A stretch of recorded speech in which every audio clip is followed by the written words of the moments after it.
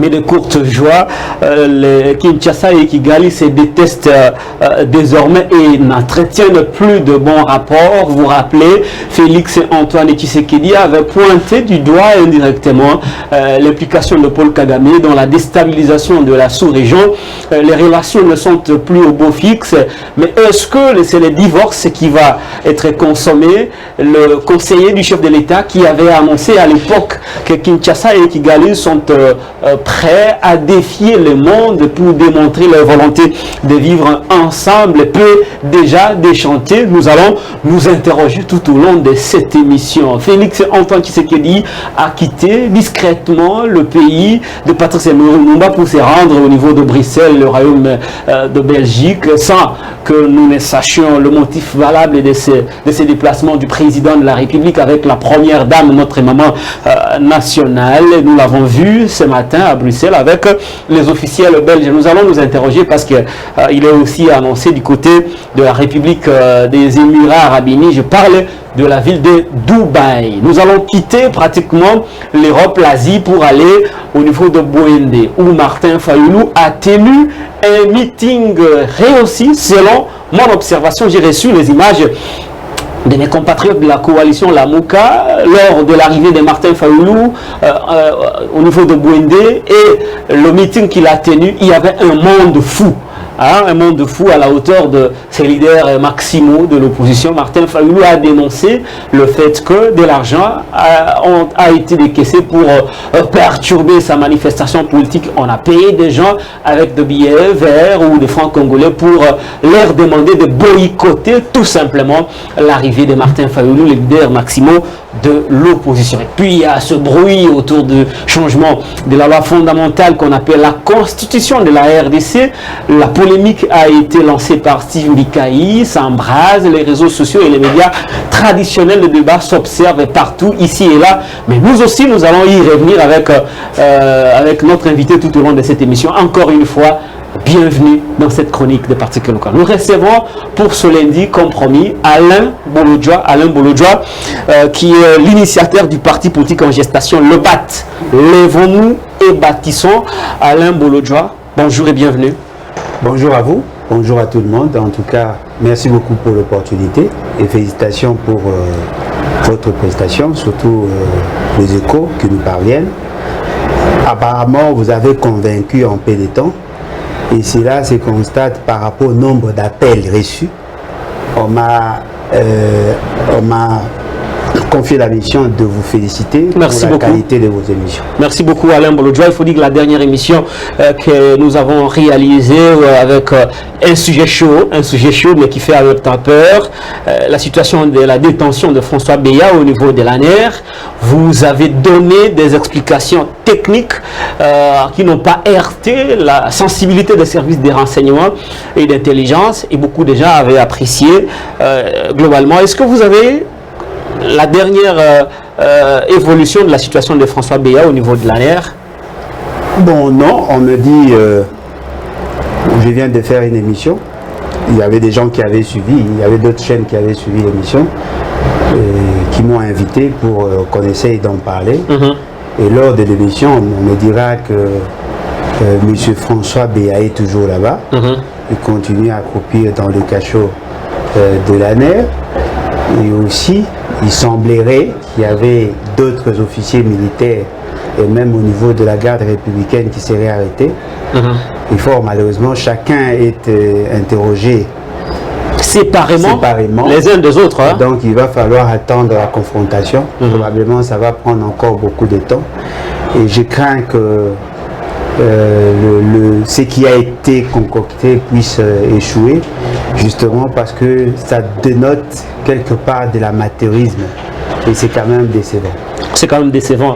Est-ce que la famille lui rend visite? Est-ce que son avocat lui rend visite? Même si on sait que les avocats n'assistent pas souvent leurs clients lorsqu'ils sont détenus au niveau des services d'intelligence. Mais est-ce que sa famille a accès à cet homme politique? Bon, fort malheureusement, je ne connais même pas son adresse, je ne sais même pas s'il a une famille, s'il a une femme, des enfants. Mais ce qui est vrai, nous avons plus d'informations par le biais de M. Georges Kapiamba. Et apparemment, ces temps-ci, il n'étudie pas, donc il nous est difficile de certifier ici s'il a accès à ses avocats ou à sa famille. On n'a aucune information. Au cas où, après vérification des faits, des griefs reprochés à François Béat, parce qu'on a dit, le porte-parole du gouvernement avait dit à l'époque qu'il y avait de sérieux indices d'atteinte à la sûreté nationale. Au cas où François Béat, après enquête et vérification, s'avérait qu'il est innocent. Est-ce qu'il pourrait probablement retrouver son poste? Bien évidemment, sauf peut-être s'il va se laisser emporter par les émotions, parce que la fonction qu'il assume ou le rôle qu'il joue dans la société l'expose déjà. Parce que vous savez, lorsque vous assumez ces genres de fonctions, il ne peut y avoir que des suspicions, de méfiance, mais ça fait partie de leur formation. Et d'ailleurs, lui, il a eu la chance, au moins du fait d'avoir été entendu. Très souvent, on peut comme ça procéder par votre élimination directe sans que vous le sachiez. Et lui, au moins, il a eu l'opportunité d'être arrêté. Et il sait de quoi on lui reproche, mais très souvent, ce n'est pas toujours le cas. C'est qu'il y a des rumeurs qui faisaient état du refus de François Béat de répondre aux questions qui lui étaient posées. Je ne sais pas si cette situation a évolué. On clôture rapidement la situation de François Béat. Le président de la République a quitté hier discrètement le pays sans que nous sachions le motif de son voyage pour Bruxelles, le Royaume de Belgique. Et on l'a vu ce matin à Bruxelles. Est-ce que vous connaissez quelque chose à propos de ces déplacements? Fort malheureusement, non. Et nous espérons que ceux qui sont avec lui vont communiquer dans ce sens pour que nous sachions pourquoi. Parce que par moment, nous sentons que le bateau RDC n'a pas de gouvernail et n'a pas de boussole. Il y a beaucoup d'improvisation et cela expose toute la République justement parce que en allant en Belgique, nous ne savons pas s'il va traiter sur quel dossier. Et si ce sont des dossiers sensibles qui touchent directement à la sûreté de l'État ou aux objectifs de l'État en tant que tel, ça risque de créer de frustration au niveau national. Et nous pensons pour notre part qu'il doit apprendre d'abord à se ressaisir parce qu'il a commis beaucoup d'erreurs. Il risque de continuer dans le même cadre. Vous savez, nous avons une longue histoire avec la Belgique. Comme nous le disons souvent, déjà avant 1884, nous étions en relation avec les Belges qui ont eu pratiquement à exploiter nos ressources bien que de manière illicite. Ils ont eu à formaliser leur présence à partir de l'acte de Berlin de 1885. La conférence de Berlin. Conférence de Berlin 1885 avec la signature de cet acte de Berlin. Et dans ses articles, dans son article 2, dans les dispositions de l'article 2, on considérait l'État congolais comme un bien sans maître, mais sous la gestion de la Belgique qui avait la responsabilité, du roi des Belges, qui avait la responsabilité de coordonner les opérations. Et ce qui a fait que pendant toutes ces années, l'Occident a eu à profiter de notre faiblesse, à profiter de nos ressources pour se constituer. Aujourd'hui, la Belgique, qui en 1850 n'avait pas assez d'atouts, aujourd'hui la Belgique est classée parmi les grandes nations, parmi les grands États, justement parce qu'ils ont profité de notre sol. C'est-à-dire que nous sommes aujourd'hui, la Belgique vit grâce au mamelon de la République démocratique du Congo. Et donc la Belgique ne peut pas s'en passer de la République démocratique du Congo. Et si M. Félix, c'est qu'il ne comprend pas les enjeux qu'il y a aujourd'hui, eh bien, il risque de nous mettre dans un guet-apens qu'il sera difficile d'en sortir.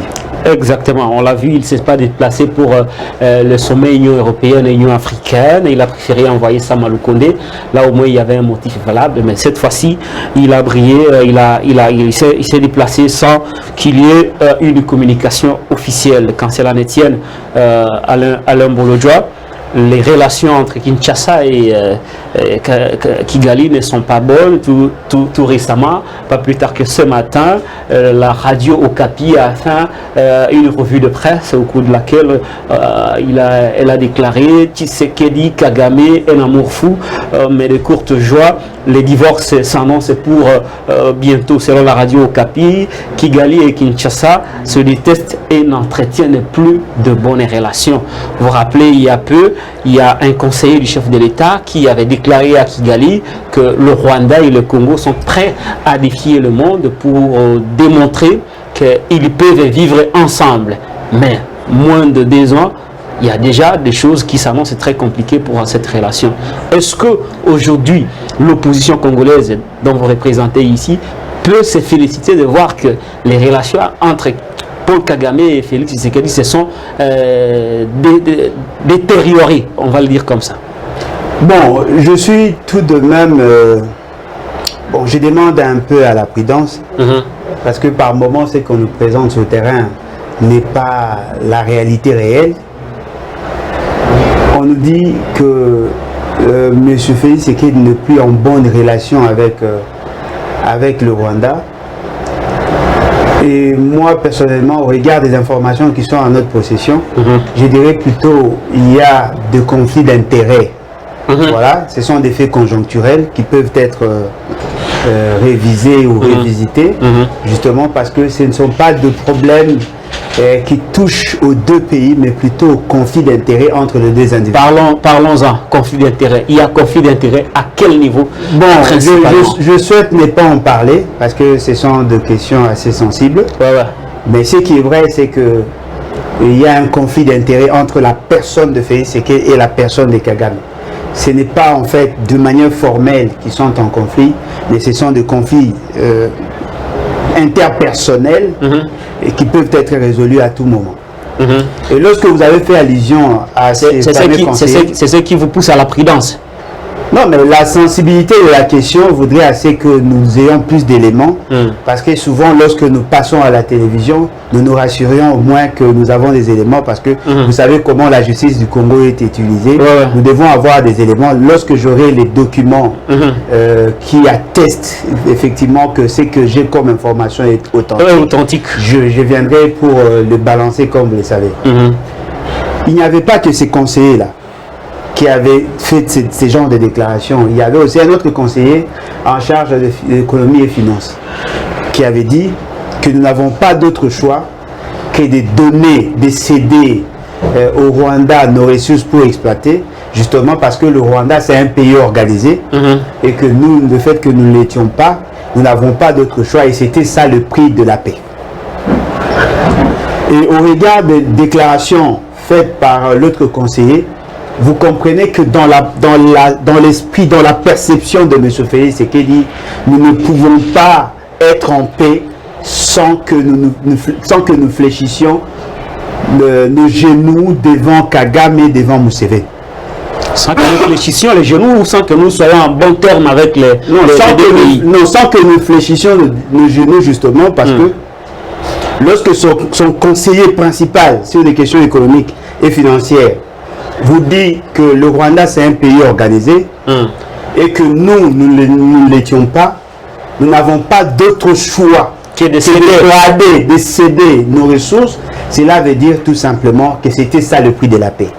Donc M. Félix Tshisekedi a négocié la paix en cédant quelque chose.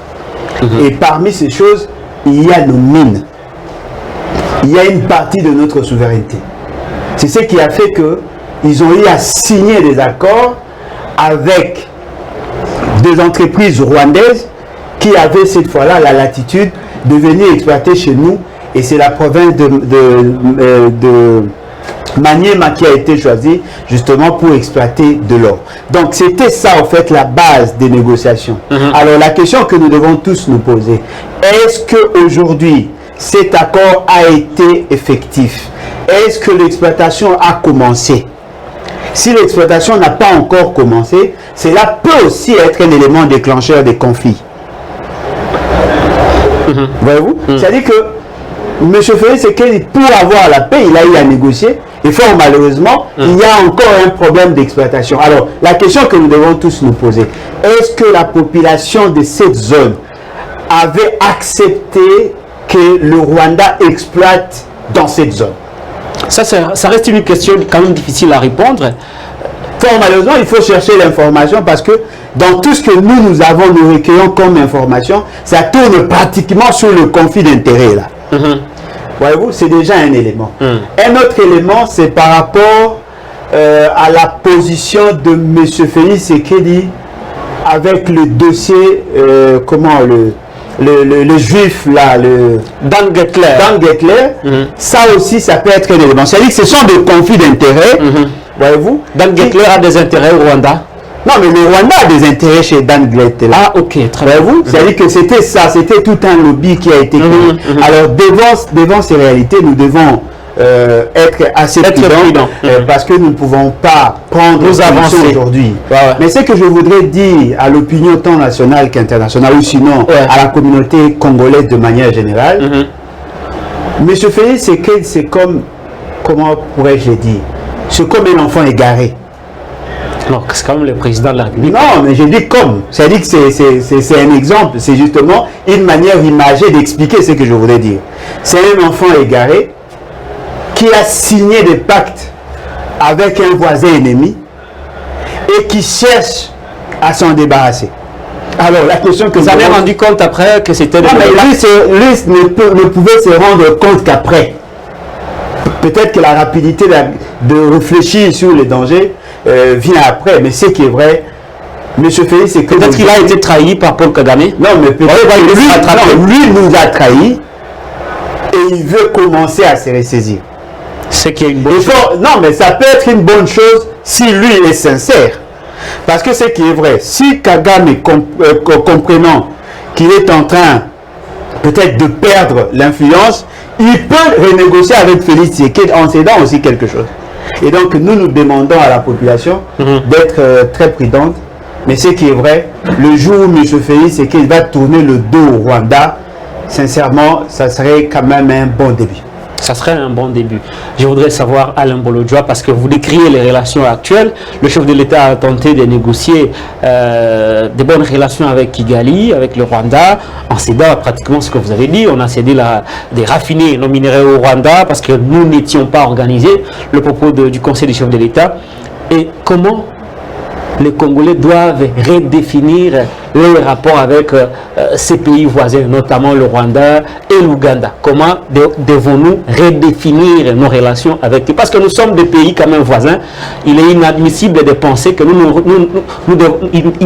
inadmissible de penser que nos relations prendront fin. Comme les relations ne prendront pas fin, il va falloir que nous, les Congolais, nous redéfinissions nos rapports avec Kigali et Kampala. Mais comment allons-nous redéfinir ces relations?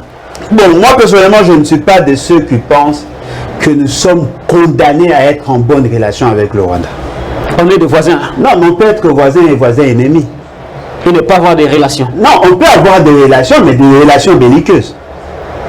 Parce que dans notre entendement, nous pensons que dès lors que le Rwanda ne subira pas les effets de la guerre, le Rwanda ne nous laissera jamais en paix. Les effets de la guerre, c'est-à-dire que le Congo doit faire la guerre au Rwanda. Non, mais effectivement, même pour des raisons dangereuses par rapport à quoi?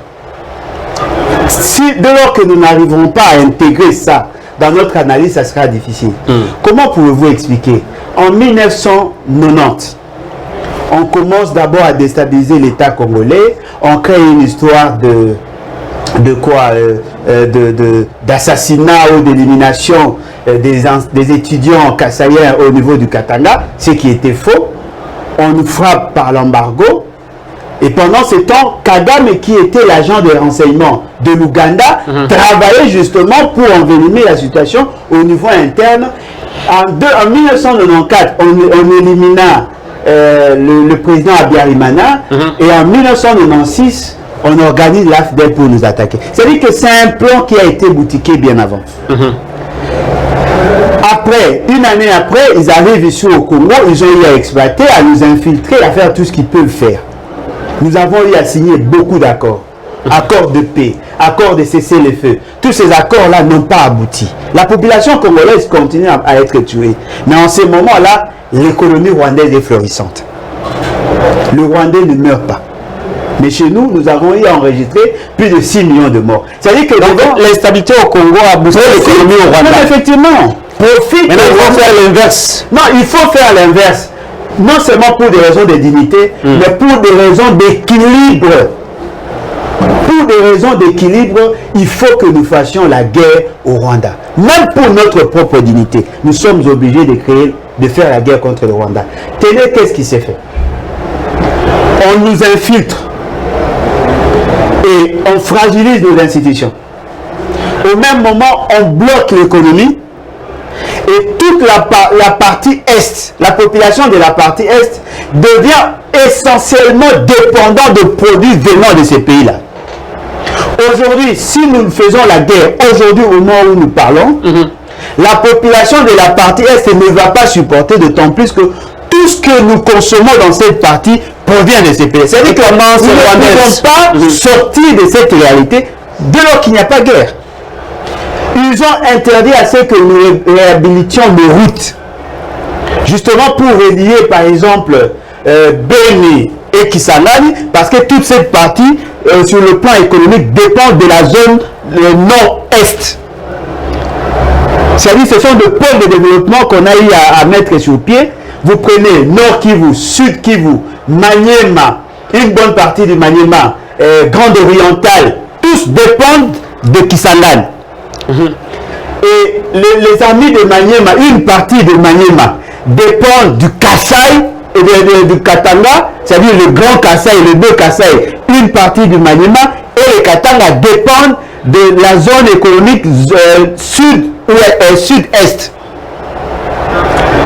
Donc, lorsque on nous conditionne dans cet état, eh bien, même s'il n'y a pas de guerre en termes d'armes, il y a une guerre économique. On vous bloque pour que vous soyez dépendants. Le sel, les habits, le carburant, tout ce que nous consommons dans cette partie provient de ces États-là. Et automatiquement, nous devenons leurs débouchés. Ils viennent acheter chez nous à moins cher et ils viennent nous vendre des histoires qui sont produites à leur niveau, à cher. Ce qui veut dire que la population devient de plus en plus dépendante. Alors, qu'est-ce qu'ils ont fait? En créant la guerre, ils poussent la population de se dire, voilà, étant donné que sur le plan économique, on ne dépend pas de Kinshasa, sur le plan militaire, il n'y a pas assez d'efficacité, et bien que l'on crée un État indépendant, c'est une sorte de zone tampon entre les Congo qui va rester et le Rwanda. Et en ce moment-là, le fait seulement qu'ils ont la maîtrise de la question sécuritaire, la question économique, ils vont maintenant annexer ces États dans leur pays. Donc, ce qui veut dire que le plan a été concocté bien avant. Il est temps pour nous de mettre nos intelligences pour que nous envisagions l'éventualité de faire la guerre contre le Rwanda. En ce moment-là, on va gagner la confiance de la population et en ce moment-là, on va booster notre économie. Très bien, une sorte de balkanisation économique est déjà effective dans cette partie est du pays. Alain vient de l'expliquer. Il y a même dans certains coins du pays où l'électricité qu'on utilise vient du Rwanda, même la monnaie, ce n'est plus la monnaie congolaise qui est utilisée, mais plutôt la monnaie rwandaise. C'est très très dangereux. Et entre-temps, on nous fait la guerre, mais on nous a interdit d'acheter les armes. Il faut mettre en place ou activer les intelligences du pays pour pouvoir résoudre ce problème qui, au-delà de tout, est un problème technico-militaire et politique. Alain Mbolodjoa, en dehors de faire la guerre, est-ce que la RDC, bon, je sais que vous allez dire qu'avec Félix, ça ne va pas tenir, mais est-ce que la RDC dispose des atouts intellectuels capables de penser une autre philosophie, une autre vision pour cette partie de l'Est, pour que finalement tout soit canalisé vers l'intérêt national de notre pays? Effectivement, parce que nous avons un avantage comparatif par rapport au Rwanda. Le Rwanda, en termes de superficie, s'étend sur 26 000 km². Voyez-vous, c'est-à-dire que c'est pratiquement le territoire d'Ingende, mon territoire, et la province de Kinshasa. En termes de population, ça fait 12 millions. La population quinoise. Oui, effectivement. Moi-même que la population quinoise. C'est-à-dire que nous avons des atouts sur le plan anthropologique, sur le plan métaphysique, sur le plan... La métaphysique sur le plan dynamisme de la population, nous pouvons faire quelque chose. Vous savez, aujourd'hui, le Rwanda devient de plus en plus vulnérable. Le pouvoir de Kagame est assis sur le charisme de la personne du président. Mais sur le plan interne, le Rwanda est fragile. Parce que ceux qui constituent la majorité de la population, c'est-à-dire nous parlons ici de Hutus qui sont des Bantous, se sentent frustrés au niveau interne. C'est-à-dire que ce pouvoir autoritaire imposé par Kagame est en train d'asphyxier la population Hutu qui, dans une démarche démocratique, devait avoir le pouvoir. Là-bas, il y a ça, c'est un élément. Il n'y a pas d'opposition. Un autre élément, ce sont les autres pays voisins. Vous avez le Burundi, l'Ouganda, sont en conflit d'intérêt avec le Rwanda. C'est-à-dire que nous avons déjà ces atouts-là. Au-delà de tout, si aujourd'hui nous voulons faire la guerre au Rwanda, on ne peut pas compter sur l'Occident, qui est déjà inféodé dans la vision américaine. C'est l'Amérique, les États-Unis qui sont derrière l'approche développée par Museveni et le Kagame. Alors, si nous voulons résoudre notre problème, eh bien, on doit élargir notre spectre en termes d'influence et recourir vers l'Est, c'est-à-dire la Chine, l'Inde et la Russie. C'est possible ça? Non, mais le Kabila a commencé. La situation s'est estompée justement parce que Kabila a été à un certain moment en conflit avec le peuple. Mais s'il avait continué avec cet élan, vous savez, le fait seulement d'avoir signé le contrat chinois, c'était déjà un message fort. Aujourd'hui, le pouvoir de Kabila, pendant des années, était assis sur les accords signés entre la Chine, la Russie et l'Inde.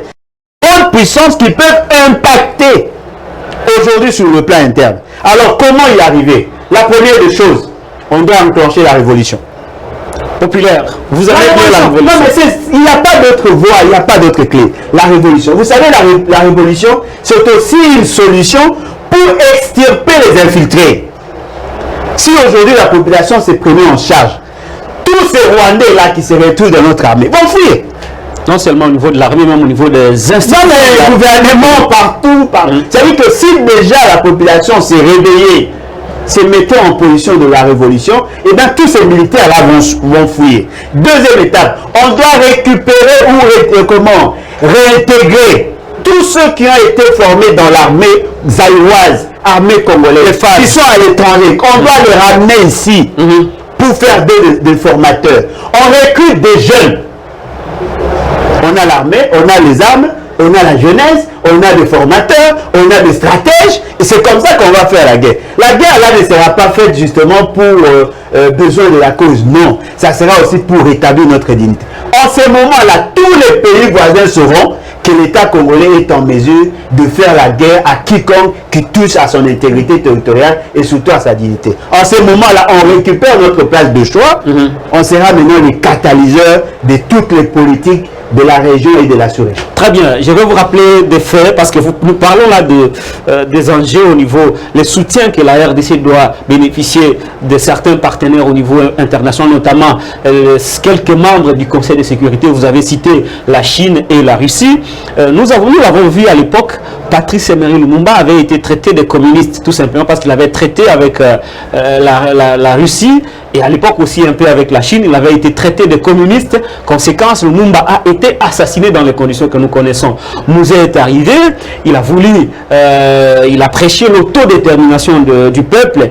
Vous connaissez la suite qu'on a réservée à Mouzé. Joseph Kabila a tenté d'avoir des relations avec la Russie et la Chine. Vous connaissez la suite. Est-ce que la Chine et la Russie sont des bons partenaires pour notre pays, surtout au moment où nous serons face aux Occidentaux qui ont cette capacité d'intervenir militairement, mais aussi avec des moyens financiers? Bon, je crois que ce sont des choix que nous devons opérer. Voulez-vous que nous soyons des larbins ou que nous soyons effectivement un État indépendant? Moi, je vous donne des faits parce que... Non, mais effectivement, ce sont des faits vrais. Ouais. Ce sont des faits réels. Mais nous devons faire le choix. Parce que cette posture que nous défendons, ça ne commence pas aujourd'hui. L'une des raisons qui m'ont poussé à soutenir Kabila en 2011, c'était cette réalité-là. Nous devons être les conséquents. Ça vous a beaucoup coûté dans l'opinion. Non, mais oui, mais j'ai fait un choix. On continue de vous les rappeler. Hein. Non, mais effectivement, pour moi, c'est un choix. Vous assumez. Et je m'assume. Très bien. Et ce qui est vrai, c'est que nous devons éviter de rester dans ces carcans-là, de considérer que nous sommes des larbins, nous sommes de vanipiés devant les Occidentaux. C'est vrai, dans le rapport de force, nous n'avons pas encore le toffe ou la capacité de faire face à l'Occident. Mais nous devons définir notre avenir. Devons-nous comprendre que nous sommes obligés de rester dans cette situation, justement pour plaire à certains intérêts occidentaux? Est-ce que vous savez qu'aujourd'hui, il y a un débat sur le rôle que doit jouer l'OTAN et la position que doivent prendre certains États européens? L'OTAN a été créé justement pour renforcer la suréminence ou l'autorité, la grande puissance que nous appelons les États-Unis. Les choses peuvent basculer. Parce qu'à une certaine époque, à l'époque de la bilatéralité, de la bipolarité, eh bien, on a constaté qu'il y avait un certain équilibre. Aujourd'hui, le monde est déséquilibré. Nous tournons tous vers les États-Unis. Mais il est temps pour nous de lever des options. C'est-à-dire essayer de voir comment nous pouvons atteindre nos objectifs sans nécessairement fléchir nos genoux devant l'Occident. Parce que l'Occident aujourd'hui est défaillante. L'Occident est défaillant. Donc, essayons de réfléchir. Moi, je pense sincèrement. Je ne dis pas qu'on doit rompre les relations avec l'Occident, mais par rapport à la situation de la guerre, par rapport à la situation de l'Est, je crois que la Chine, l'Inde, la Russie peuvent faire quelque chose par rapport à l'armement. Je vous ai cité les cas, parmi lesquels ils ne sont jamais venus. Ils ne sont jamais venus. Non, mais ils n'ont jamais été sollicités. Et je crois qu'aujourd'hui, au regard de la configuration de l'influence internationale, je crois qu'aujourd'hui, nous pouvons prendre le risque de le faire. Mais avec qui? Mais avec qui? Avec qui? Vous continuez à remettre en cause le leadership éclairé de Félix Antoine Tshisekedi. Non, il n'est pas leader, mais il est président. Il est leader. Moi, je le dis, il est leader. Moi, je suis journaliste. Vous êtes politique. Non, mais le leadership n'a rien à voir avec la politique et le journalisme. Votre position par rapport à la guerre, à l'Ukraine, l'évasion russe. Décidément, les Occidentaux se sont décidés d'isoler de plus en plus Poutine. Mais certains nationalistes ici au Congo soutiennent encore Yakri, Vladimir Poutine, qu'on considère, qu'on présente ici au pays par certains nationalistes comme victimes de la haine occidentale. Vous, Alain Bolodjo, en quelques minutes, parce que ce n'est pas le sujet du jeu, je n'ai pas prévu ça, mais ce n'est pas un réflexe du journaliste que je vous pose cette question. Quelle est votre position par rapport à l'évasion russe au niveau de l'Ukraine? Bon, moi personnellement, je ne suis pas de ceux qui soutiennent l'approche défendue jusque-là par l'opinion. C'est-à-dire considérer que tout ce que l'Occident dit, c'est ce qui est bon. Sincèrement, je n'ai jamais développé cette approche-là. La Russie, à une certaine époque, voulait installer une base militaire au niveau de Cuba. Les États-Unis ont refusé pour des raisons sécuritaires. Aujourd'hui, ça a exposé la sécurité. Effectivement. Aujourd'hui, la Russie refuse de voir que l'Ukraine devienne membre de l'OTAN et sous l'influence américaine. Ce qui veut dire que c'est une guerre de positionnement. C'est une guerre d'influence. Dans cette guerre-là, en réalité, nous ne pouvons pas y entrer. Parce que nous n'avons pas d'atout, nous n'avons pas le réflexe de grands États, justement parce que nous avons encore le problème des ABC de la gouvernance. Mais ce qui est vrai, si on doit réfléchir en tant que scientifique, ça, ce sont des événements qui démontrent à suffisance que l'Occident a échoué. Il est temps de voir une nouvelle configuration, une nouvelle ère politique internationale. Emmanuel Macron avait même dit qu'il faut repenser l'Union européenne, redéfinir les relations au niveau international entre l'Europe et d'autres partenaires internationaux. Ce n'est pas le sujet du jour, Alain Bolodjo, mais je voulais juste qu'on puisse en parler un peu. Martin Fayulu est allé au niveau de Bouindé. Je rappelle ici que précédemment Moïse Katumbi était à Kisangani, et puis il a envoyé ses délégués à Kisangani, c'était pour le lancement du parti Ensemble, puis après il a envoyé certains de ses délégués pour inaugurer un bloc opérateur au niveau du Grand Bandundu, un bloc ultra moderne Après cela, nous avons tous assisté via les réseaux sociaux à l'inauguration solennelle du siège d'ensemble pour la République de ce grand parti de Moïse Katumbi. Le chef de l'État a fait son balai au niveau du Grand Kasaï, le Kasaï oriental, le Kasaï central, Kasaï, Lomami et Sankourou. Puis Martin Fayulu vient d'effectuer sa tournée au niveau de Bouindé. Mais il y a quand même des faits à noter. Est-ce que ces descentes, Maman Olive, elle est au niveau des Calémies avec une posture de candidate président de la République. C'est moi qui ai découvert ça. Je ne dis pas que c'est vrai, mais j'ai vu au moins que la posture actuelle de Maman Olive Lembe Kabila, c'est une posture d'une candidate président de la République. Rien n'est encore confirmé, c'est juste mon analyse. Alain Molodja, le premier aspect de cette analyse, c'est que il me semble que les acteurs politiques sont déjà en pré-campagne. Est-ce que vous avez la même lecture que moi? Bon, ce qui est vrai, c'est qu'au regard déjà du concept utilisé, effectivement, tout politicien est déjà en campagne. Mais on ne parlera pas de la campagne électorale, mais de la campagne justement pour faire connaître leur projet de société et faire connaître leur parti politique. Quoi de plus normal? Ce qui est interdit par la loi, c'est de demander à la population de voter pour vous. Ce que M. Félix Tshisekedi avait fait dans le Grand Kasaï et même à Lualaba, c'était en violation de la loi du grand principe électoral qui voudrait assez que vous soyez d'abord candidat pour battre campagne. Et la période de la campagne électorale est pour 1 mois et ça se fait généralement le dernier mois avant que l'on procède au vote. M. Martin Fayulu, en tant qu'acteur politique, il a le droit de redynamiser ses structures, de redynamiser son parti et de permettre à ce que ceux qui croient en son combat puissent se préparer en conséquence par rapport aux enjeux futurs. Et moi, personnellement, je ne vois pas d'inconvénient. Monsieur Kabound l'avait fait dans le Grand Bandundu. Il vous souviendra qu'il était à Kikwit, il a eu à faire des meetings. Il y a eu monsieur, comment il s'appelle encore, monsieur Kabouya l'a fait, d'autres aussi ont eu à le faire et je trouve qu'il est de bonne loi de reconnaître que ce sont des pratiques courantes en politique. Le jour où nous aurons la capacité d'aller dans ces genres d'entreprises, nous le ferons volontiers parce que ce sont là des pratiques démocratiques, ce sont des pratiques républicaines. Je tiens ici à féliciter nos amis de la Mouka pour l'exploit qu'ils ont eu à opérer dans cette zone. Et je tiens aussi à féliciter la population de la Tchouapa qui a démontré que la population en réalité n'est pas attachée aux fibres tribales, mais plutôt aux valeurs. Parce que généralement on donne l'impression que lorsqu'on va dans le Grand Kasaï, il faut être nécessairement Luba, Songe, Tétéla. Non, tout le monde a le droit d'y aller et c'est à vous maintenant d'apporter un message qui convainc. Aujourd'hui, nous voyons M. Martin Fayulu, qui est ressortissant d'une autre province, être accueilli chaleureusement par une autre province. C'est-à-dire que l'idée du nationalisme reste et demeure.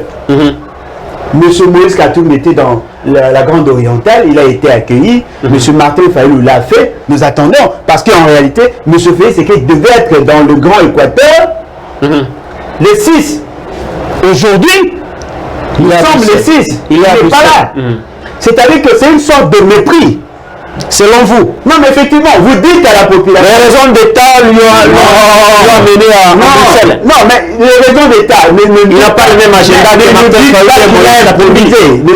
il n'a pas le même agenda que. Non, mais voilà pourquoi je dis ça dénote de la légèreté dans la gestion du pays. Lorsque vous avez pris engagement avec la population et que vous constatez que votre agenda ne vous le permet pas, il suffit seulement de faire passer les messages pour que la population sache réellement si vous allez venir ou pas. Il a déjà des antécédents au niveau de cette province-là. Et apparemment, il n'a pas compris. Et demain, il dira non, il n'a pas été voté par tribalisme. Il a eu à humilier ici une fille de l'Équateur. Je connais. C'est pas lui. Voilà. Non, je vous dis. C'est pas lui. Non, mais je vous dis ce que je sais. Les Équatoriens ont une dent contre M. Félix Tshisekedi, le fait d'avoir humilié leur fille. Et voilà encore aujourd'hui, il est en train de saboter pratiquement cet Équateur. Ici que vous-même aussi, vous êtes originaire de cette... Non, mais demain, il va se dire... Il n'a pas de passion. Non, je ne mets pas de passion. Juste que j'ai parlé de... On va dire qu'il a gagné. Non, Moïse Katumbi, il a humilié une fille de l'Équateur. Non, mais je vous dis ce que je sais. On risque de croire que Makile gagne. Non, je vous dis ce que je sais. Monsieur Moïse Katumbi a été dans le Grand Oriental. Il a été accueilli en tant que fils du pays. Il a été accueilli, ce n'était pas le sang. Et moi, j'ai apprécié. J'ai apprécié l'organisation, la capacité de mobilisation. C'est ce que nous voulons. Nous ne soutenons pas ces individus-là en tant que candidats. Mais nous pensons que lorsqu'ils font leur tournée, ça permet de consolider l'unité nationale. Lorsqu'on voit un Katangé dans le province orientale être accueilli, on se dit, voilà, il y a encore de l'espoir pour l'unité nationale. Pouvoir vivre ensemble. Hein. Lorsque vous voyez un Écongo ou bien quelqu'un du Bandundu à l'Équateur être accueilli, cela veut dire que les Équatoriens, comme les autres provinces, ne font pas allusion à la tribu. Mais la personne qui a amené le tribalisme s'est permis de ne pas respecter cette réalité. Et vous savez, aujourd'hui, j'ai reçu des appels, les gens disent, ah, il y a Alingaka Bisote. Non, il viendra. Ici, nous annonçons à la population de la province de l'Équateur que le chef de l'État, au regard d'un agenda très chargé, parce qu'il est président de la République, il n'est pas accompagné avec Moïse Katumbi, Martin Fayoulou et Maman Olive, qui n'ont pas de responsabilité de charge d'État. Lui, c'est quand même un président de la République. Je crois qu'il va planifier un rendez-vous pour aller visiter ses frères et sœurs de l'Équateur. C'est le plus important. Il peut rester là où il est. Non, ce n'est pas vous qui décidez à l'important. Non, mais c'est le plus important. Ce n'est pas que vous qui décidez. Alors, Martin Fayoulou a dénoncé le fait que on a fait recours au billet vert pour saboter sa manifestation. Il y a des gens qui ont touché un peu d'argent pour ne pas venir au meeting de Martin Fayoulou. Fort curieusement, il y a eu un grand monde. Comment avez-vous analysé ces faits? Est-ce que ma problématique est celle de savoir si ceux qui ont voulu que Martin Fayoulou n'ait pas un grand monde, est-ce qu'ils n'ont pas desservi à Félix Tshisekedi, qui doit en réalité connaître la capacité de mobilisation de chaque acteur politique pour élaborer une stratégie de campagne et une stratégie pour pouvoir rencontrer ses adversaires sur le terrain par rapport à la mobilisation? Bon, moi personnellement, ce qui importe, c'est la consolidation de l'unité nationale. Voyez-vous? Parce que, comme je l'ai dit ici, le fait de le voir là-bas être accueilli, ça dénote que le tribalisme n'a pas sa place. Vous êtes un politique, amenez une offre politique, la population est prête à vous consommer. C'est ça l'essentiel. Mais par rapport à la capacité mobilisatrice, vous savez, nous autres, nous avons eu à travailler. Sans être membre de la MOUCA, nous avons eu à travailler. Vous n'avez pas sollicité à accompagner Martin? Non, je n'étais pas impliqué directement. Nous avons eu à travailler et nous le ferons pour tout Congolais qui voudrait y aller. Vous êtes écouté là? Non, nous travaillons en réseau. Ça veut dire quoi? Nous voulons profiter de leur présence là-bas pour consolider l'unité nationale. C'est ça notre souci. C'est-à-dire qu'on doit enlever dans les esprits des gens que l'Équateur appartiendrait aux ressortissants de l'Équateur. Non, l'Équateur c'est une composante de la grande nation que nous appelons la nation congolaise. Qu'est-ce qui s'est fait? Il y a un groupe de députés ici et certains membres du gouvernement, de votre gouvernement, qui ont eu à inviter la population à boycotter l'accueil à Martin Fayoulou. Ils disent non, nous sommes les sortants de Tchapa. Qu'a-t-il fait là-bas? Non, mais Martin Fayoulou n'a jamais assumé les fonctions. Vous qui êtes au pouvoir, qu'avez-vous fait? Vous ne pouvez pas rendre Martin Fayoulou responsable de votre incompétence. La province de la Tchapa n'a jamais bénéficié de quoi que ce soit du gouvernement. Il suffit seulement de voir les bâtiments où sont logées les institutions pour vous en rendre compte. 0 km de route asphaltée. 0 km de route asphaltée. Un peu comme au Sankourou. Voilà. Les provinces voisines. Ce sont des provinces oubliées qui ont 0 km. D'ailleurs, le mot asphaltage n'est même pas connu là-bas.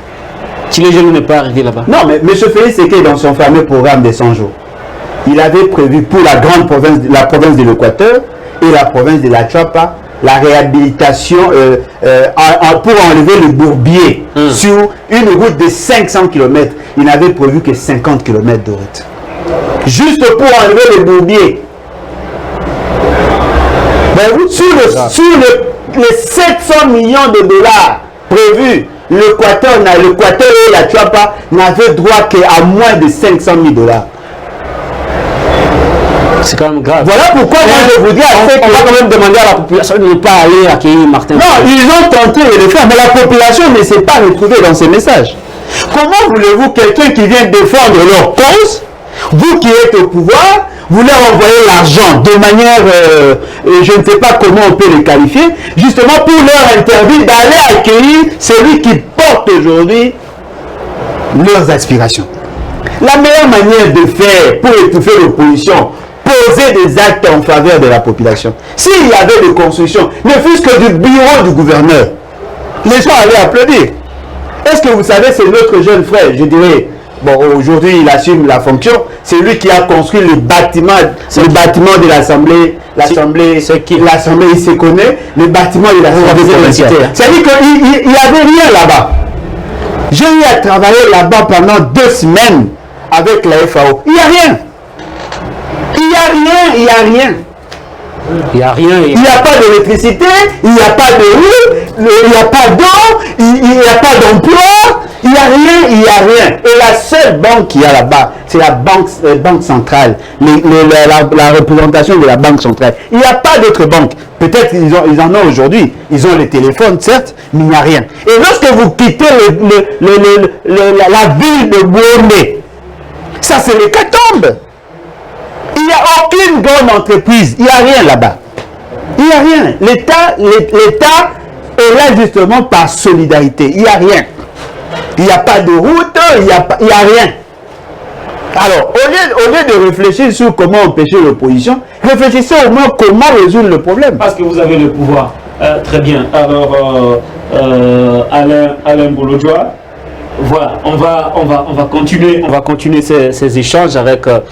Je voulais savoir tout à l'heure là, j'ai posé la question de savoir est-ce ça sera nécessaire, ça sera utile pour les stratèges du pouvoir de concevoir des modèles d'analyse et des stratégies sur base des données trafiquées. Par exemple, lorsqu'on prépare la population à ne pas répondre à l'appel, mais la population répond quand même, est-ce que c'est une belle stratégie de calquer le modèle d'analyse sur des fausses données, par exemple? Bon, en tout cas, ce qui est vrai, le fait d'avoir été accueilli par la population, cela ne vous garantit nullement d'être élu demain. Voyez-vous? Parce que dans cette population, il y a les curieux, il y a de ceux qui n'ont pas l'âge de voter, il y a de ceux qui sont perplexes par rapport au processus électoral, c'est-à-dire des gens qui vont se refuser comme ça, librement de participer au vote. Il y a d'autres aussi qui sont là juste pour un moment et qui vont rentrer chez eux. Voyez-vous? Donc ce qui est important, que ceux qui sont aujourd'hui, qui ont de l'ancrage, doivent transformer leur capacité de mobilisation en capacité de convaincre, de fidéliser. Ce n'est pas à moi aujourd'hui de leur donner les stratégies, mais ce qui est vrai, il y a encore un grand travail. L'avantage qu'a M. Martin Fayulu, le président Martin Fayulu, c'est le fait d'avoir été candidat, d'avoir été voté massivement et d'avoir resté cohérent dans son combat. Il a plus de chances de gagner dans le Grand Équateur que quiconque. Mais il y a une donne que d'aucuns semblent négliger. C'est que M. Félix Tshisekedi compte sur Jean-Pierre Bemba pour avoir l'Équateur. Non, les Équatoriens ne sont pas des moutons. Ne pensez pas que le fait que vous êtes proche de Bemba, il va donner le mot d'ordre. C'est le grand de la population. Non, aujourd'hui, il est incontesté. Il est incontesté par certaines personnes qui il est retrouvé dans sa politique. Il est incontesté, je ne dis pas qu'il est contesté, il est incontesté, celui qui a plus d'ancrage au niveau de l'Équateur, mais il ne doit pas penser que l'influence qu'il avait en 2006, en 2011 et en 2018 est la même. Parce que ce qui est entré ce qui doit être intégré dans l'analyse, c'est quoi? Aujourd'hui, M. Demba fait partie de ceux qui sont au pouvoir. À l'union sacrée. À l'union sacrée, c'est-à-dire qu'il est dans le mangeoire. Alors, il doit se poser la question. Depuis qu'il est là, qu'a-t-il fait pour l'Équateur? Lui et son gouvernement. Qu'a-t-il fait pour la province de la Chapa? Qu'a-t-il fait pour la province de Mongala? Qu'a-t-il fait pour Nord-Ubangi, Sud-Ubangi? S'il n'a rien fait, la population ne va pas voter pour Félix Tshisekedi par mot d'ordre. La même situation. Ceux qui sont de ressortissants, je prends Bosso, il est de la Kwangu. Vous prenez les autres là qui sont de Kwilu, de Maïndombe. Ne pensez pas que le fait qu'aujourd'hui, vous êtes au pouvoir, vous avez la capacité de drainer 200, 300 personnes, que vous allez orienter les votes. Non, la population va voter contre vous. Pas parce qu'on vous déteste, mais on va voter contre la pauvreté que vous lui imposez. Ce qui veut dire que la population ne votera pas pour n'importe qui. Aujourd'hui, il y a possibilité de faire partie de ceux qui sont au pouvoir à condition que l'opposition ou ceux qui vont postuler puissent tenir compte des réalités sur le terrain. Parce que je ne vois pas M. Félix Tshisekedi qui sait pertinemment bien qu'il n'a pas assez d'atouts pour convaincre. Il n'investit même pas dans la popularité. Il n'investit pas dans la popularité. Même pas dans la popularité.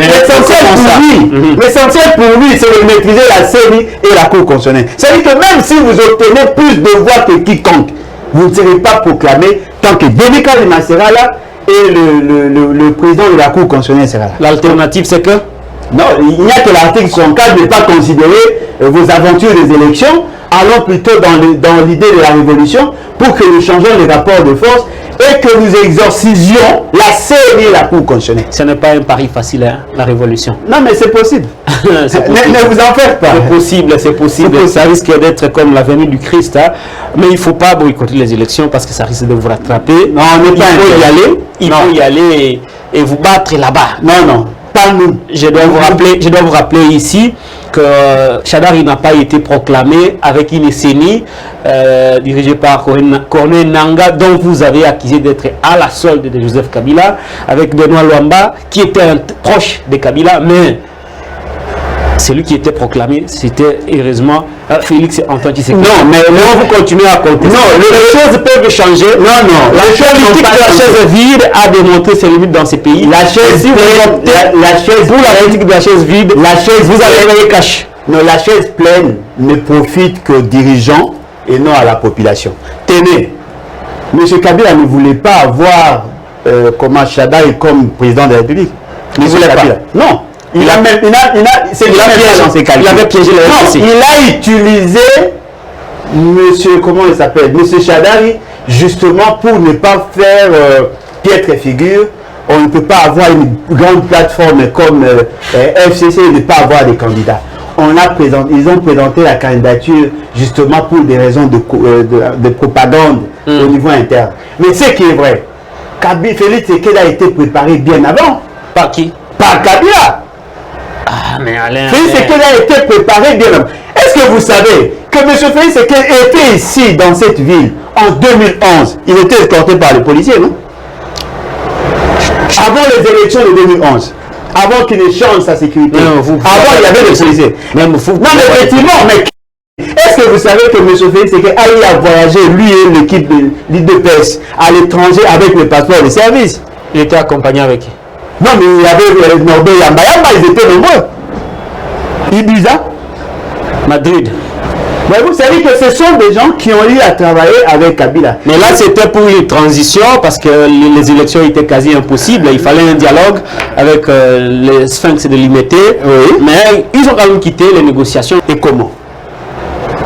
C'est ça le problème. C'est-à-dire que les gens ne savent pas que M. Félix Tshisekedi a toujours été entretenu par M. Kabila. Aujourd'hui, les gens sont surpris. Mais ceux qui analysent en profondeur les questions politiques savent que si Kabila n'avait pas trouvé Félix Tshisekedi comme répondant, Kabila n'allait pas glisser.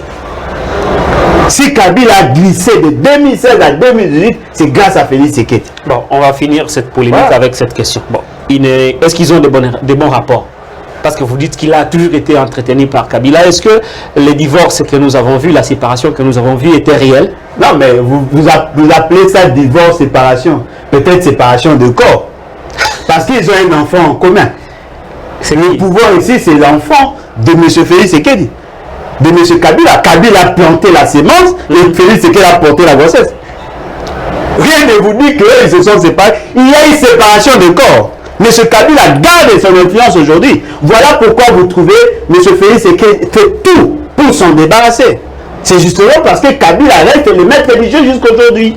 C'est Kabila qui commande. Non, mais Kabila commande tout. Est-ce que vous savez pourquoi on a arrêté François Bien? L'une des raisons, parce qu'il craignent que M. François Bien soit en relation avec Kabila. Kabila garde le chef de sécurité de M. Kabila, de M. Félix Tshisekedi. Il a été recruté, formé par Kabila. Pour la République, hein? Non, mais il a été, effectivement, s'il peut être loyal aujourd'hui à Félix Tshisekedi, c'est justement parce qu'il est envoyé là-bas. Non, mais là, vous risquez de fausser l'analyse. Ce n'est pas parce que ces gens ont été formés sous Kabila qu'ils resteront éternellement loyaux à Joseph. Non, mais voilà, alors que nous avons tous lutté pour une alternance. Aujourd'hui, même si c'était Alain Bolodjoa qui était élu président de la République, il aurait eu comme garde ces éléments formés sous Joseph Kabila. Non, mais effectivement, voilà pourquoi j'ai dit, M. Kabila garde son influence jusqu'aujourd'hui. C'est ce qui fait qu'à chaque fois, M. Félix Tshisekedi a peur de ces réalités. Il garde l'influence sur les systèmes. Non, mais apparemment, c'est ça l'impression qu'elle nous donne. Et moi, je pense qu'aujourd'hui, ce qui est important, c'est de savoir que Libala Mouanakate et Kabwana est difficile. M. Félix Tshisekedi et M. Kabila sont en odeur de sainteté, mais il peut y avoir de conflits, de problèmes, de petits problèmes qui sont souvent réglés. Là où ils ont pu faire quelque chose, c'est par rapport à l'accord FCC-Cash. Là, oui, nous avons constaté qu'effectivement, il y a une sorte de rupture. Hein? Bon, je dirais de scissiparité, qui a dit qu'ils se sont éclatés en deux, et je l'avais déjà annoncé bien avant, depuis 2019, il y a des vidéos. Il y a eu une stratégie de scissiparité où on a scindé le FCC en deux. FCC qui accompagne Félix Tshisekedi et FCC qui reste avec Kabila. Dans la entre les deux, tous ont été, je dirais, restent fidèles à leur maître des pensées. Avec ces révélations, on va finir avec ce sujet. Je sais que vous vous êtes déjà exprimé. Est-ce que vous avez suivi l'évolution du débat sur la révision de la Constitution ou son changement? Vous avez pensé que seulement il faut passer par la révolution, mais d'autres pensent que cette loi fondamentale, cette Constitution doit être toujours gardée au regard de sa jeunesse et qu'il y a beaucoup de choses aussi à revoir globalement. On ramasse cette analyse et puis on va finir. Est-ce que vous avez évolué dans votre position ou vous gardez toujours la même position par rapport à la je crois plutôt que ce sont les autres qui commencent à évoluer et fort malheureusement avec beaucoup de maladresse. Là où je viens, là où j'étais, on avait reçu M. Steve Mbikai qui a pris la position de venir défendre ce que lui appelle sa proposition. Voilà. Ce n'est pas une proposition, chers messieurs. Ce n'est pas comme ça qu'on fait la proposition pour la révision de la Constitution. La Constitution est suffisamment claire sur le comment y arriver. Lorsque vous avez une idée, vous devez la porter au niveau de l'Assemblée nationale parce qu'il est député. Il faut en termes de proposition, il faut convaincre 250 députés pour que la proposition puisse être enclenchée. L'article 218 de la Constitution est suffisamment clair. On vous dit, pour réviser la Constitution, il faut que la proposition, le projet vienne du président de la République ou du gouvernement. Il faut que la proposition vienne de l'Assemblée nationale ou du Sénat. Il faut que la pétition vienne de 100 000 Congolais. Lui n'est pas cité là. Il a même son draft au niveau de l'Assemblée. Ça ne deviendra projet que lorsqu'il y aura 250 personnes qui vont l'accepter. Ce qui veut dire qu'on est encore loin. On est loin. Il n'a encore rien fait. Et d'ailleurs, lorsque vous allez dans le fond, il n'a même pas commencé à réfléchir. C'est vrai. Il n'a même pas commencé à réfléchir. Non, non, nous voulons changer la constitution pour permettre au président de la République. Il dit d'ailleurs, je ne dis pas que cette constitution doit entrer en vigueur aujourd'hui. Ça ne concerne pas M. Félix Tshisekedi, mais ça peut concerner même le président qui viendra après. Mais quelle est l'opportunité aujourd'hui? Alors, une question. C'est-à-dire que quelque part, vous comprenez déjà, il y a un problème. Un autre élément, la constitution elle-même a donné des matières qui peuvent faire l'objet d'une révision. C'est que lui veut changer. On ne parlera plus de la révision, on dit changement de la constitution. Parce que c'est une disposition verrouillée. L'article 220 le dit. La question touchant à la durée et au nombre de mandats ne peut pas faire l'objet de la révision constitutionnelle. Et au-delà de ça, nous sommes sous l'état de siège. Apparemment, il n'a même pas pris le soin de lire là-bas. Vous allez réviser quoi? Vous ne connaissez même pas cette constitution. Vous allez réviser quoi? Steve Mbika ne connaît pas. Il ne connaît pas. Il fait preuve d'incompétence, d'immaturité. Il n'a pas la maîtrise de la constitution. La question sur la durée du mandat et le nombre de mandats ne dépend pas des institutions installées sur pied de la constitution. Seul le peuple souverain peut en décider. Peut décider. Et alors, comment pouvez-vous, vous qui êtes dans l'institution, vous solliciter à la population de briser son pacte social? Lorsqu'on brise le pacte social, c'est-à-dire que toutes les institutions tombent. C'est qu'il a l'idée de la révolution, mais de manière sournoise. Il nous rejoint. Il vous rejoint. Il nous rejoint. Bienvenue, cher frère. Très bien. Il nous rejoint. On va finir avec cette question. Très souvent, est-ce que nous connaissons tous que le bilan est un peu négatif? Un peu. Oui, un peu. Est-ce que ce n'est pas une diversion? On sait que tout le monde est concentré sur le bilan de Tshisekedi, tout le monde veut voir des résultats, tout le monde veut le voir efficace par rapport aux actions posées. Mais on sait tous qu'ils ne sont pas prêts à rencontrer la population dans cette démarche. Est-ce qu'on n'a pas créé une situation de polémique pour détourner l'attention du paisible citoyen? Non, au contraire, l'attention monte. Comme nous l'avons dit l'autre fois, la population continue à soutenir sa constitution. Voyez-vous? Ce qui veut dire qu'aujourd'hui, lancer ces débats-là, c'est prouver à la face du monde, à la face de l'opinion, que M. Félix Tshisekedi est sur le pas de Kabila. Que M. Félix Tshisekedi ne s'intéresse pas aux questions de l'État, il ne voit que ses intérêts. Pourquoi n'avoir pas révisé d'autres dispositions? Il n'insiste que sur les dispositions relatives à la fonction du président qui est assumée aujourd'hui par M. Félix Tshisekedi. Qui lui dit que cela ne peut pas être l'élément déclencheur de la révolution? C'est-à-dire qu'ils n'ont pas mûri leur réflexion. Aujourd'hui, parler de la révision, c'est défier le peuple. Aujourd'hui, parler de mandat, c'est... Et pourquoi la population ne veut pas de cette révision? C'est justement parce que la population veut se débarrasser de Félix Tshisekedi. Selon vous? Non, mais si la population voulait voir Félix Tshisekedi, la population n'allait même pas considérer cette proposition-là et peut-être qu'elle allait adhérer à la vision. Aujourd'hui, parler de la révision, tout le monde devient énervé. Et vous savez, lorsque la population insiste sur les élections, c'est justement parce qu'il veut se débarrasser de ceux qui sont là. Dans un pays où dans un pays où la gouvernance est potable, où les gens trouvent qu'effectivement il y a des évolutions, le débat des élections vient en second plan. Aujourd'hui, tout le monde parle des élections. Alors pourquoi doit-on organiser? À une année et demie. Non, mais tout le monde en parle et ça n'a pas commencé aujourd'hui. Merci Alain. C'était depuis 2021. Les gens parlaient des élections. Nous voulons avoir des élections. Il faut qu'il y ait élections. Nanga, nanga, nanga. Et aujourd'hui, tout le monde se rend compte que la population veut les élections. Alors peut-on vouloir les élections pour reconduire celui qui est là? Ou on veut les élections justement pour connaître l'alternance avec alternative? Donc moi personnellement, je considère que ces débats-là, c'est un fertilisant. Ça nous permet, nous, qui prenons pour la révolution, que nous ayons de la matière. Il vient de donner de l'eau à notre moulin. Nous l'encourageons dans une certaine mesure, dans ce sens. Et lorsque la population va se prendre en charge, on va le remercier pour ça. En 10 secondes, un mot à la population qui vous suit. Bon, la population ne doit pas perdre espoir. C'est vrai, les Égyptiens que vous voyez aujourd'hui, vous ne les verrez plus jamais. Qui sont les Égyptiens? M. Félix Tshisekedi et sa cohorte. Vous ne les verrez plus jamais. Nous devons investir dans le changement, un changement radical. Vous savez, par moment, lorsqu'on voit ce qui s'est fait dans d'autres pays, nous nous rendons compte que nous sommes effectivement en retard. Essayez de vous imaginer. Vous avez beaucoup investi pour faire partie du régime Kabila. Aujourd'hui, ce régime est là. Ce qui veut dire que la personne qui vous a fait échouer, qui vous a empêché de connaître une alternance avec alternative, c'est la personne de Félix Tshisekedi. Si seulement il avait laissé Kabila partir, si seulement il avait refusé de dealer avec Kabila, aujourd'hui Kabila serait peut-être en prison.